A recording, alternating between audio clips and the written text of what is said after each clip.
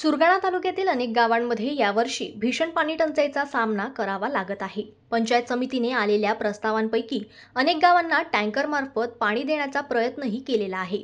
मात्र पाणीच कमी प्रमाणात उपलब्ध असल्याने आदिवासी बांधवांना हंडाभर पाण्यासाठी मोठी कसरत करावी लागत आहे। याचा तालुक्यातील पळसण ग्रामपंचायत अंतर्गत येणाऱ्या आमदा पळसण येथील आदिवासी बांधव घेत आहे। आमदार पळसण येथे मागील महिन्यात एक टँकर चालू होता। मात्र जिल्ह्यात इतर द्राक्ष बागावर काम करण्यास गेलेले सर्व मजूर परत आल्याने लोकसंख्येत वाढ झाली। त्यामुळे पाण्याची टंचाई मोठ्या प्रमाणात भासू लागली। पळसण ग्रामपंचायतीने आमदा पळसण व फणसपाळा येथे अजून एका टँकरची मागणी केली असता 1 जूनपासून दररोज 2 टँकर दिले जात आहे। गावाच्या 3 फूट खोल असलेल्या सार्वजनिक विहिरीमध्ये ते टाकले जातात। पाणी टँकर खाली होताच शेकडो लोकांची हंडाभर पाणी घेण्यासाठी झुंबड उडते।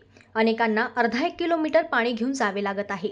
5 वर्षापूर्वी पाणी ओढताना एका मुलीचा याच विहिरीत बुडून मृत्यू झाला होता।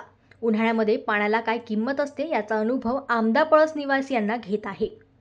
पळसण ग्रामपंचायतीतील आमदा पळसण, वाघाळी, पळशेत, देवळा व खळकमाळ या ठिकाणी सध्या टँकर चालू असल्याची माहिती सरपंच रंजना चौधरी यांनी दिली। सुरगाणा पंचायत समितीतर्फे आजमितीस 42 गावांना पाणी टँकर दिले जात असले तरी प्रत्येक विहिरीवर हंडाभर पाण्यासाठी अशीच झुंबड दिसत आहे।